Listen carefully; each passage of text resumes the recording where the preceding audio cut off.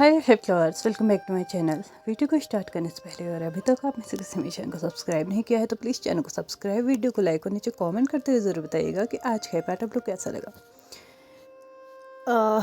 Next part को start करने से पहले मैं एक और चीज़ ज़रूर बोलना चाहूँगी कि ये जो स्क्रीन पर मैंने कॉमेंट डाला है, ये जो भी हैं, मैं अभी तक पर्सनली जाके बोलना चाहती थी। मैंने बहुत बार बोला भी है, लेकिन ये ना बहुत ज़्यादा ओवर हो चुका है। मुझे एक चीज़ समझ में नहीं आती है, जो लोग अच्छा नहीं बोल सकते, इनको मैंने कभी भी अच्छा कमेंट करते हुए नहीं देखा है। इन्होंने कभी अच्छा कमेंट किया ही नहीं। ठीक है, आप स्टोरी के रिलेटेड बोलें, मुझे कोई प्रॉब्लम नहीं है। आप डेली कमेंट करते हुए किसी दिन आपको कुछ चीज़ बुरी लग जाती है, आप ज़रूर बोलें। बट ये क्या बात होती है कि आप हमेशा सिर्फ बुरा ही बोलने आती हैं। एक चीज़ अब मैं फाइनल बोल रही हूँ और आप सभी से बोल रही हूँ, या फिर आप सभी इससे बोलिए कि मुझसे सॉरी बोलें, क्योंकि इन्होंने मुझे पर्सनल अटैक किया है। भैया, मेरी वॉइस पे ऐसे कैसे कमेंट कर सकती हैं कि मेरी, जबकि वही चीज़ें लोग बाकी अप्रिशिएट करते हैं। इन्हें क्या प्रॉब्लम है? जबकि मैं इनसे पहले भी बोल चुकी हूँ, एक बार नहीं, ये मुझे बहुत बार कमेंट कर चुके हैं कि सिंगिंग छोड़ दीजिए। It's none of your business madam. आप जो भी हैं, आप अपने तक रहिए। अगर नहीं पसंद आ रहा है तो स्किप कीजिए ना। अगर आपको स्टोरी सुनना है तो स्टोरी में चले जाइए ना। क्यों मेरी चीज़ों पर आप कमेंट कर रही हैं? आपके जैसे 10 और आ जाते, 4 और आ जाते, मैं कहती है हाँ ये गलत है, लेकिन चीज़ें यहाँ पे ऐसे नहीं है। बाकी लोग तो इस चीज़ को अप्रिशिएट करते हैं। वो तो बोलते हैं कि भैया आप हमेशा रिलेट कर, सिचुएशन से रिलेट। और मैं इसलिए नहीं गाती कि मुझे शौक है गाने का।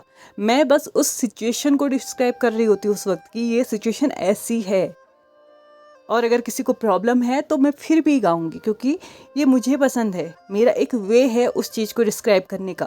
आप होती कौन है मुझे ऐसा बोलने वाली? आप जो भी हैं, या फिर इस चीज़ को बेयर कीजिए, क्योंकि मैं तो स्टोरी ऐसे ही डालूंगी। अगर नहीं हो पा रहा है तो डायरेक्टली मेरे इस चैनल से बाहर निकलिए। Please get out from this my channel.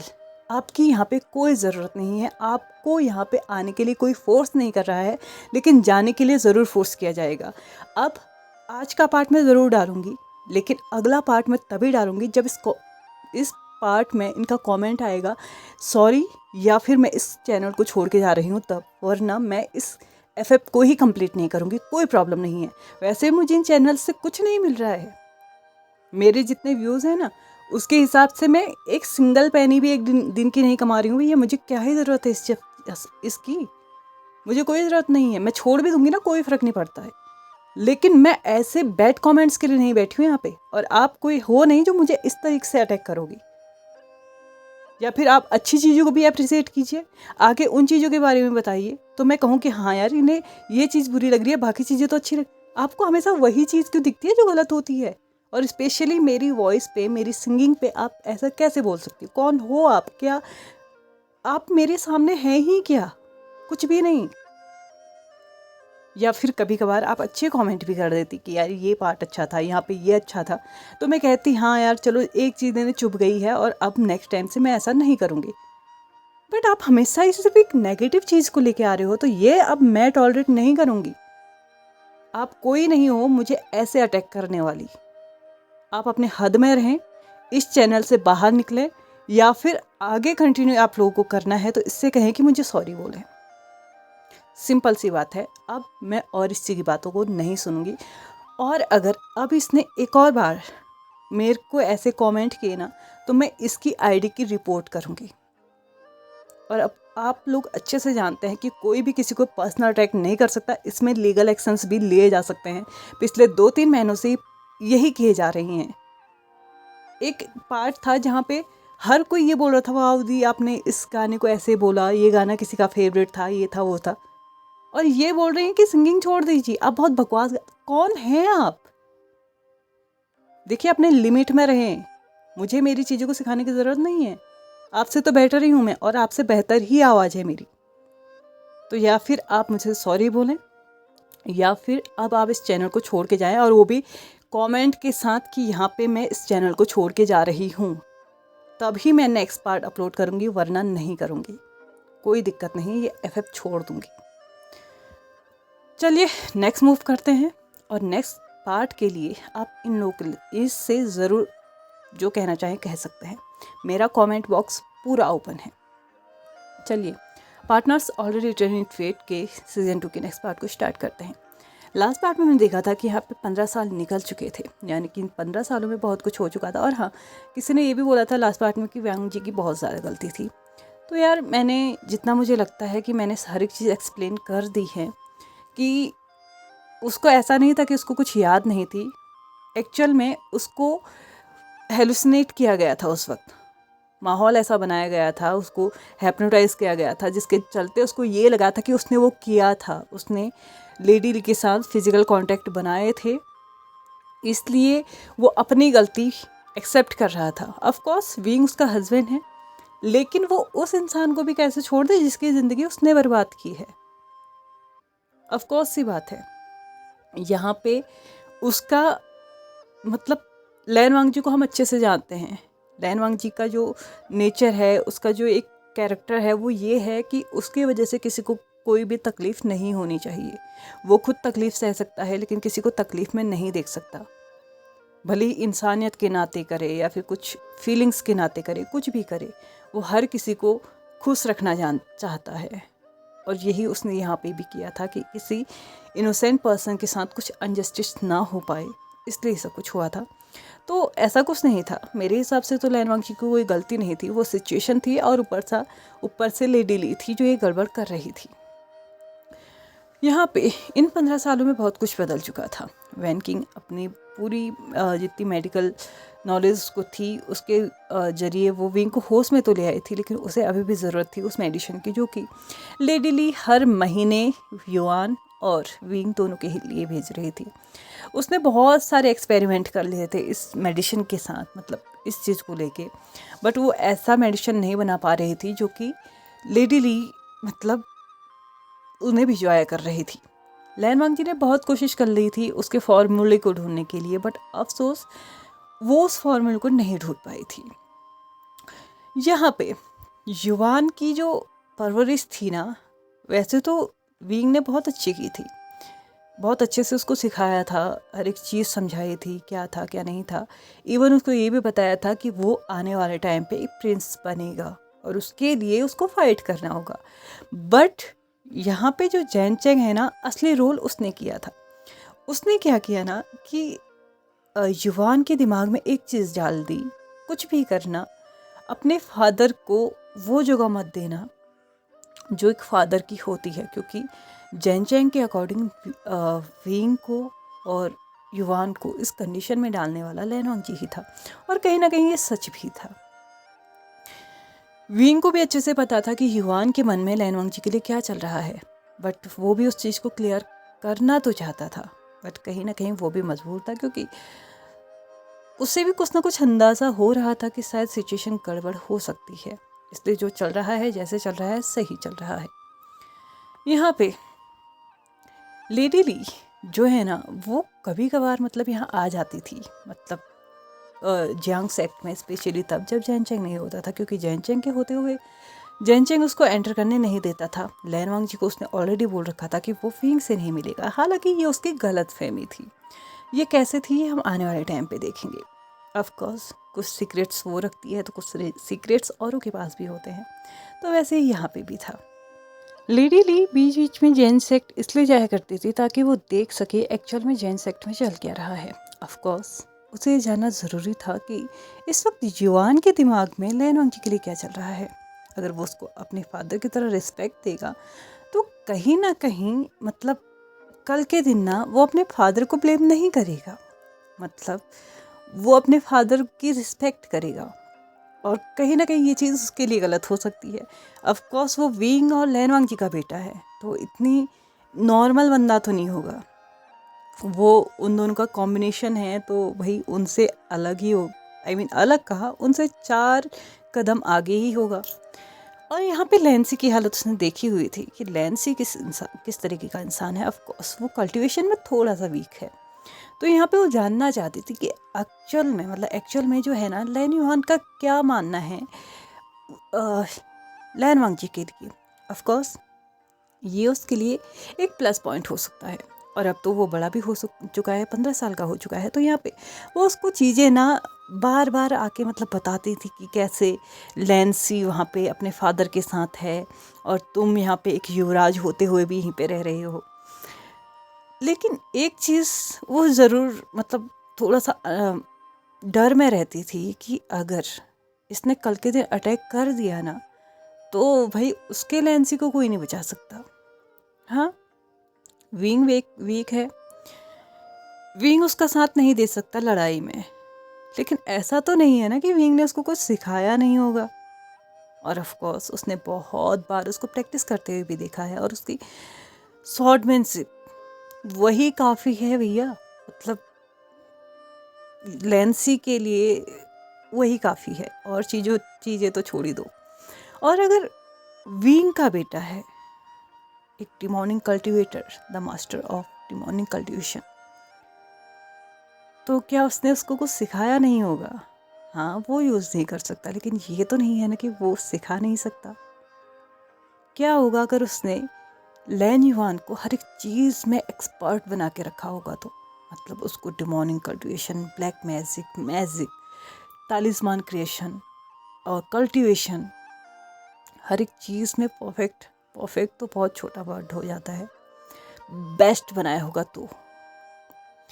लेकिन यहाँ आके जो जहर वो घोलती थी ना बार बार लैन वांग जी के लिए युआन के दिमाग में, एक चीज़ तो लैन ली ये ज़रूर सोच रही थी कि ये उसके लिए एक प्लस पॉइंट हो सकता है कि बाय एनी चांस कल के दिन युआन ने हमला कर दिया, इस हमले में लैन वांग जी मारा गया तो ऑफ कोर्स सी बात है उसके लिए दो दो कांटे एक साथ गायब हो जाएंगे। राजा को मारने के जुर्म में ये कल्टीवेशन वर्ड युआन को नहीं छोड़ेगी और युआन नहीं रहेगा, लैन वांग जी तो ऑलरेडी युआन के हाथों मारा होगा तो ऑफ कोर्स सी बात है युआन भी नहीं होगा तो उसके बेटे जो कि लीगली अभी उसका बेटा है और लैंड सेक्ट का वारिस भी है तो उसके लिए तो पूरा रास्ता साफ होगा ना। इसलिए वो पूरी कोशिश करती थी कि यहाँ पे जो है ना लैन युआन के दिन में मतलब लैन वांग जी के लिए इतना जहर भर देना कि वो कभी किसी की बात ही ना सुने। और वो कहीं ना कहीं इस चीज़ में सक्सेस हो भी रही थी। विंग जब भी इस चीज़ को सॉल्व करने की कोशिश करता था ना तो युआन मतलब ऐसे बहुत शांत रहने वाला बच्चा इस चीज़ में बहुत ज़्यादा अग्रेसिव हो जाता था और हमेशा एक ही चीज़ बोलता था कि प्लीज़ उनका नाम ना लें, उनका नाम लें तो इस वजह से कि उन्होंने आपको कितनी तकलीफ़ दी है, इसलिए नहीं कि आप मुझे समझा सकें कि वो मेरे फादर हैं, वो मेरे पिता हैं। क्यों दूँ मैं ऐसे इंसान को इज्जत जिन्होंने मुझे होने से पहले भी सेक्ट से बाहर निकाला, होने के बाद भी सेक्ट से बाहर निकाला। चलो मैं आप तो उनके हस्बैंड थे ना, आपसे तो प्यार करते थे, यही दावा करते थे ना वो पूरी कल्टीवेशन वर्ड में, तो आपको इतना सफ़र करते हुए कैसे छोड़ दिया? और इस गलतफहमी में मत रहिएगा कि मैं कभी इस चीज़ का बदला नहीं लूँगा, मैं बस सही वक्त का इंतज़ार कर रहा हूँ। आपके हस्बैंड ने सबके सामने अनाउंस किया है ना कि मैं जब 16 साल का हो जाऊँगा तब मेरे पास राइट्स होंगे उस सेक्ट में हमला करने का, तो मैं तभी अपने उन राइट्स को इस्तेमाल करूँगा, चाहे उस युद्ध में आपके हस्बैंड मारे जाएं या जिएं, मुझे इससे कोई फ़र्क नहीं पड़ता। लेकिन वो सेक्ट मेरा है और वो मेरा ही रहेगा, उसे मैं हर हाल में लेके रहूँगा। एक बार नहीं तो 2 बार, दो नहीं तो 3 बार, 3 नहीं तो 10 बार मैं वहाँ हमला करूँगा, लेकिन अंत में वो थ्रोन मेरा होगा, चाहे उसके लिए मुझे कुछ भी क्यों ना करना पड़े। आप इस कल्टीवेशन वर्ड के महारानी के तौर पे हैं और आपको वो ओहदा में दिलवा के रहूँगा, चाहे उसके लिए कुछ भी क्यों ना करना पड़े। विंग अच्छे से देख पा रहा था कि युआन के मन में लैन वांग जी के लिए कितनी नफरत थी। इतनी नफरत तो शायद वो लैनली या लैंसी से भी नहीं करता होगा जितनी वो लैन वांग जी से करने लगा है। लेकिन ज़रूरी नहीं है कि तुमने जो बीज बोया है वो तुम्हें अच्छा ही फल दे, हो सकता है कभी वो बीज तुम्हें कुछ कड़वा भी दे दे। यहाँ पे आज जब लैनली यहाँ पे आई हुई थी, वो वैन किंग से भी मिलती है। वैन किंग लैन ली को अपने साथ लेके जाती है। उसके बाद बोलती है कि तुम यहाँ पे कर क्या रही हो। तो यहाँ पे लैनली बोलती है कुछ नहीं, मैं इस कल्ट्यूशन वर्ड की महारानी हूँ और मैं कहीं भी जा सकती हूँ, और वैसे भी हमारे सेक्ट के 2 मेंबर यहाँ पे हैं, तो मेरा तो पूरा राइट बनता है ना यहाँ पे आने का। तो यहाँ पे वैन किंग बोलती है तुम्हारे सेक्ट के 2 मेंबर जो तुम्हारी ही वजह से यहाँ पे हैं, इतनी ही चिंता है तो ले क्यों नहीं जाती इन्हें अपने साथ। लेडी ली हंसते हुए बोलती है अगर इन्हें लेके ही जाना होता तो मैं इन्हें यहाँ भेजती ही क्यों, लेकिन फिर भी मैं इतनी भी निर्दयी नहीं हो सकती। ये मेरे फैमिली मेम्बर हैं और इनका ध्यान रखना तो मेरा फर्ज है। वैन किंग लेडी ली की तरफ देखते हुए और थोड़ा हंसते हुए बोलती है अच्छा हाँ, सही कह रही हैं आप, इनका ध्यान रखना आपका फ़र्ज है, लेकिन सच बताइए क्या आप इन पे ध्यान रखती हैं। सॉरी, मुझे नहीं लगता कि आप इनका ध्यान रखती हैं। ऐसा लग रहा है कि आप इन पे नज़र रखती हैं, और एक्चुअल में ऐसा होना भी चाहिए। क्या पता कब ये लोग आपको एक भारी मात दे दें। वैसे ज़्यादा तो मैं भी नहीं जानती, लेकिन हाँ इतना ज़रूर कहूँगी कि दिन ज़्यादा दूर नहीं है। या फिर अपने को स्ट्रांग बनाइए या फिर बोरिया बिस्तरा बांधना स्टार्ट कीजिए, क्योंकि लैन सेक्ट में अब और आपके दिन नहीं चलेंगे। युआन भले ही लैन वांग जी से नफरत करता हो, लेकिन वो लैन सेक्ट के लिए बहुत पॉजिटिव है, बहुत ज़्यादा पैशनेट। आज नहीं तो कल वो उसे अपना बनाएगा ही बनाएगा। इसलिए ध्यान रहे कि जो बीज आप बो रही हैं ना, कहीं ऐसा ना हो कि आपको वो फल बहुत कड़वा मिले। मैं जानती हूँ आप ये क्यों कर रही हैं, ताकि युआन लैन वांग जी से नफरत करे, लेकिन आप भूल रही हैं कि उसमें लैन सी भी शामिल है। कहीं ऐसा ना हो कि लैन वांग जी को हटाने के चक्कर में आप अपने बेटे को गवा बैठे, क्योंकि वो लैन युआन है। उसको रोक पाना आपके तो क्या, खुद लैन वांग जी और विंग के बस में नहीं है। और अब मैं मेक श्योर करूँगी कि वो रुके भी ना। तब तक तो बिल्कुल नहीं, जब तक आपके खुद के बेटे का सर उसकी तलवार की भेंट न चढ़ जाए। लैन उसके ही हाथों मरेगा। लेडी ली यहाँ पे चिल्लाते हुए बोलती कि तुम्हारी इतनी हिम्मत कि तुम मेरे बच्चे के बारे में ये सब कुछ बोल रही हो। तो यहाँ पे वैन किंग बोलती है मैं तो बोल रही हूँ, बहुत जल्द ही युवान तुम्हें एक करके दिखाएगा। तुम जो बाप बेटे के बीच में एक नफरत की बीज बो रही हो ना, उसमें सबसे ज़्यादा जहर तुम्हें ही लगेगा। क्योंकि लैन वांग जी अगर मर भी गया ना, तो वो खुशी खुशी मरेगा कि वो अपने बेटे के हाथों मर रहा है। लेकिन तुम्हारा क्या तुम्हारा बेटा खुशी खुशी मर सकता है लैन युआन के हाथों? तुम्हें लगता है तुम बहुत अच्छे प्लेयर हो, सिर्फ एक चीज़ है तुम्हारे पास, सिर्फ एक चीज़। अगर वो तुम्हारे पास नहीं होती ना, तुम प्लेयर तो क्या, तुम एक नॉर्मल प्यादा भी नहीं थी। एनीवेज, मुझे नहीं लगता तुम्हें यहाँ पे दोबारा आने की ज़रूरत है, क्योंकि जितना तुमने करना था कर चुकी हो। लैन युआन बहुत ज़्यादा नफरत करता है लैन वांग जी से। वो कभी उसको अपने बाप के तौर पे नहीं देखेगा, तो चिंता मत करो। वो कभी भी एक लवी डवी ऐसे रिलेशनशिप में नहीं आएंगे। बचाना है तो अपने बेटी को बचाओ, क्योंकि तुमने अनजाने में ही ये बीज लैन युआन के दिल में लैन सी के लिए भी बो दिया है। ऐसा कहते हुए वो वहाँ से जा पड़ती है। ऑफ कोर्स ये लेडी ली है, चारों तरफ ध्यान रखना उसका ही फर्ज है।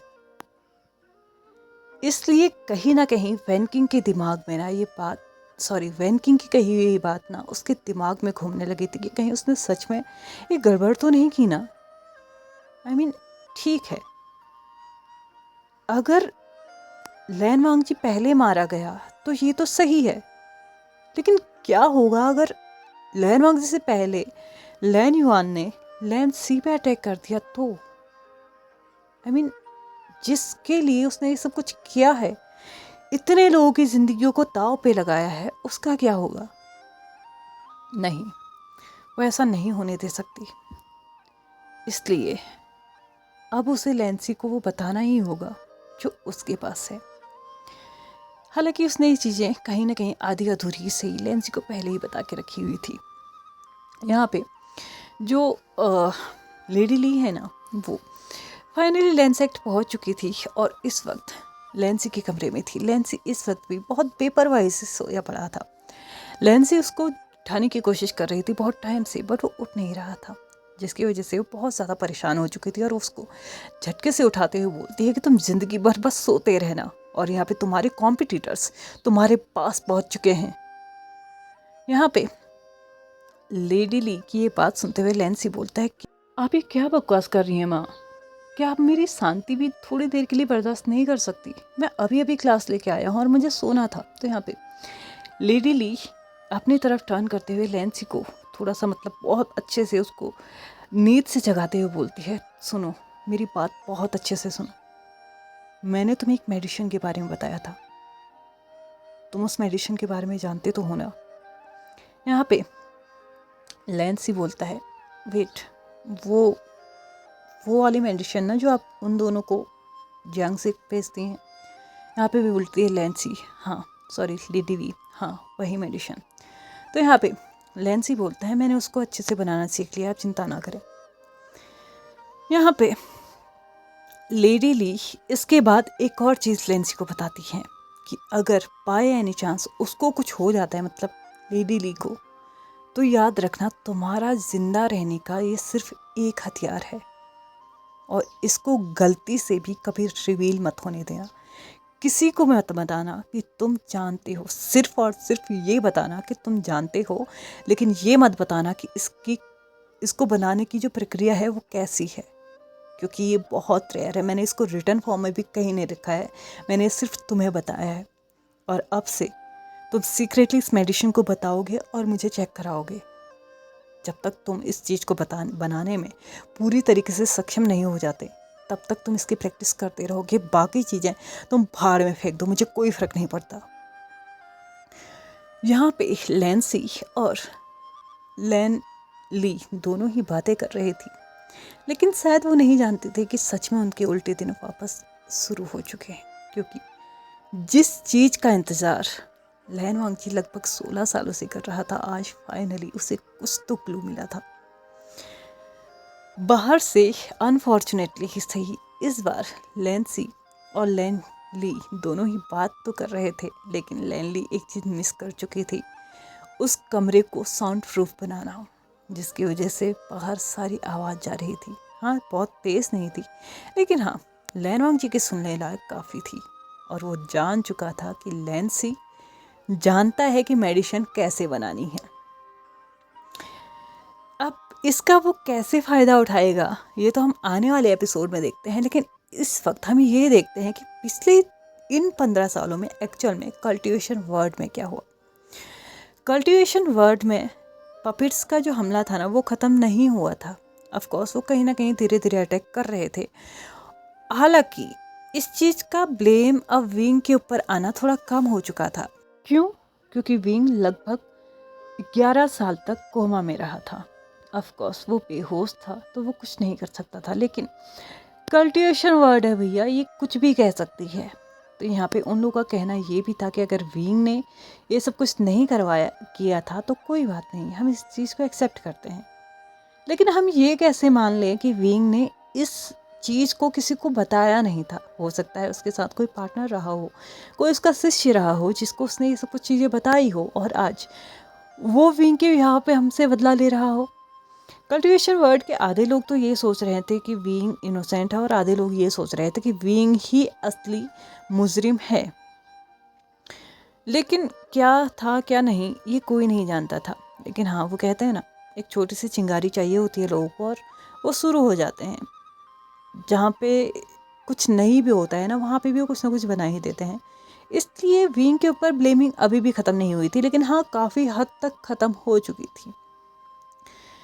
और यहाँ पे जो पपिट्स थे वो कभी कभार हमला करते थे। क्यों?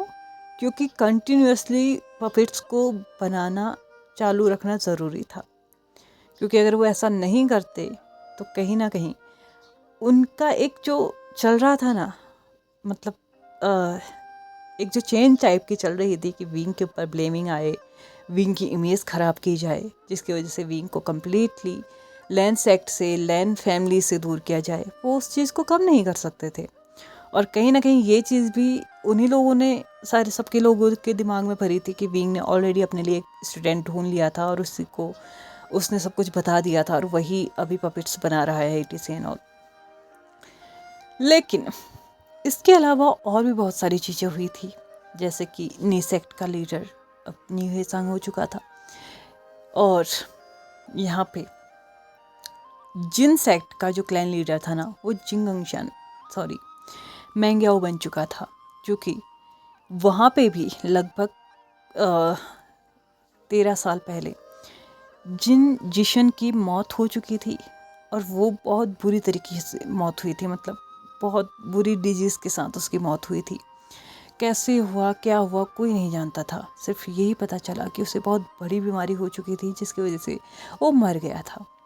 लैन ली जिंदा थी, कभी जियांग सेक्ट रहती थी तो कभी जिन सेक्ट रहती थी। उसका एक बेटा था जो कि अभी 14 साल का था और लैन युआन का काफ़ी अच्छा दोस्त भी था। लैन युआन का सिर्फ जिनलिंग ही दोस्त नहीं था, इसके अलावा एक और उसके पास दोस्त था, वो था लैन जिंगई।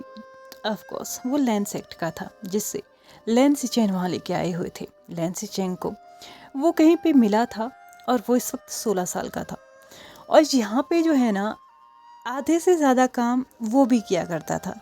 मतलब यहाँ पे लैन सी के बारे में युआन को बताना, लैन ली के बारे में बताना, लैन सेक्ट के बारे में बताना, कितना घटिया है, कितना वीक है, कितना अड़ियल है, ये सारी चीज़ें ना उसने बताई हुई थी लैन युआन को कि यार वो उसको पसंद नहीं है।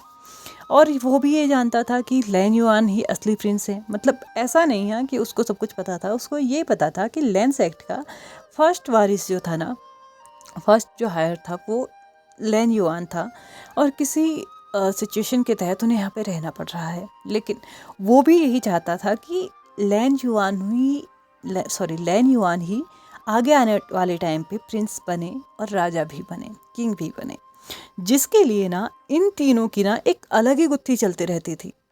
मतलब ये तीनों ही ना इतने सीक्रेटली काम करते थे कि किसी को पता भी नहीं चलता था एक्चुअल में चल क्या रही है, और इन लोगों ने अभी तक कितना कुछ प्लान करके रख दिया है ये भी किसी को नहीं पता था। लेकिन क्या इन तीनों की ही बस की बात है लैन सेक्ट पे हमला करना या लैन सेक्ट को जीत लेना? ये तो हम देखेंगे आने वाले एपिसोड में। और प्लीज़ मुझे ज़रूर बताइएगा कि अब मुझे मतलब क्या करना चाहिए। क्या युआन के साथ बाकी लोगों को भी ऐड कर लेना चाहिए, मतलब बाकी जितने भी लोग हैं उनको भी ऐड कर लेना चाहिए, या फिर लैन जिंगे, जिनलिंग और युआन ही काफ़ी है लैन सेक्ट पे हमला करने के लिए? नेक्स्ट पार्ट तभी आएगा जब ये मुझसे माफ़ी मांग लेंगे या फिर इस चैनल को छोड़ के चले जाएंगे। तो प्लीज़ आगे आप लोग देख लीजिए आप लोगों को क्या करना है। तो चलिए फ्रेंड्स, आज के इस पार्ट को यहीं पे ख़त्म करते हैं। वीडियो पसंद आए तो please like share subscribe and comment करते हुए जाइएगा। Thank you so much for watching my video and bye bye.